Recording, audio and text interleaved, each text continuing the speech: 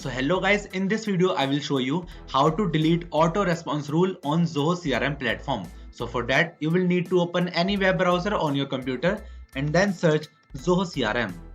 Now select the first website, log into your account right here, and after that select this profile icon right here. Now select access Zoho CRM. After getting on the home page, select settings icon and go with this option right here called web forms. Now select auto response rules and now select your rule that you want to delete.